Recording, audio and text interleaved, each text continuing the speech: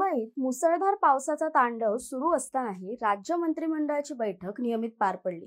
मुंबई महापालिकेच्या हद्दीत सर्व शासकीय कार्यालयांना सुट्टी जाहीर करण्यात आली असली तरी मंत्रिमंडळाने महत्त्वाचे निर्णय घेण्यासाठी बैठक घेतली। या बैठकीला मुख्यमंत्री देवेंद्र फडणवीस उपस्थित होते, मात्र उपमुख्यमंत्री एकनाथ शिंदे यांची अनुपस्थिती जाणवली। बैठकीत 4 महत्त्वपूर्ण निर्णयांना मंजुरी देण्यात आली। पहिला निर्णय मुंबईतील टाटा मेमोरियल सेंटरशी संबंधित होता। एकात्मिक आयुर्वेदिक कर्करोग दवाखाना आणि संशोधन केंद्र उभारण्यासाठी या संस्थेला 100 खाटांचे नवे रुग्णालय उभारण्याची परवानगी देण्यात आली। यासाठी लागणारे मुद्रांक शुल्क माफ करण्यात आले असून हा निर्णय महसूल नोंदणी आणि मुद्रांक शुल्क विभागाने घेतला। कर्करोग उपचारासाठी हे रुग्णालय महत्त्वपूर्ण ठरणार असल्याचे सरकारकडून सांगण्यात आले। दुसरा निर्णय कोल्हापूर जिल्ह्याशी संबंधित आहे। सावित्रीबाई फुले महिला सहकारी औद्योगिक वसाहत लिमिटेड या संस्थेला कसबा करवीर तालुक्यातील बी वॉर्ड मधील गट क्रमांक 697/3/6 या भागातील सुमारे 2 हेक्टर 50 आर जमीन देण्याचा निर्णय घेण्यात आला।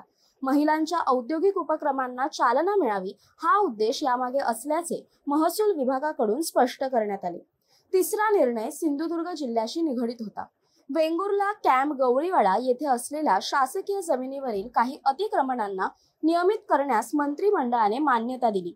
या निर्णयामुळे स्थानिकांना दिलासा मिळणार आहे।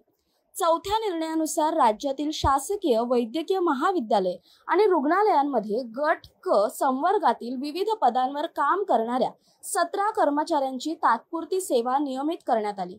हे कर्मचारी 29 दिवस तत्वावर कार्यरत होते। वैद्यकीय शिक्षण आणि औषधी द्रव्ये विभागाने यासाठी मान्यता दिली। बैठकीनंतर मुख्यमंत्री फडणवीस यांनी माध्यमांशी संवाद साधला।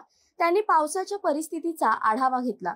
बंगालच्या उपसागरात कमी दाबाचा पट्टा निर्माण झाल्यामुळे राज्यभरात अतिवृष्टी होत असल्याचे त्यांनी सांगितले। आतापर्यंत राज्यातील 12 ते 14 लाख एकर क्षेत्रातील पिके बाधित झाली आहेत। शेतीचे मोठे नुकसान झाले असून अनेक ठिकाणी जनावरांचेही प्राण गेले आहेत।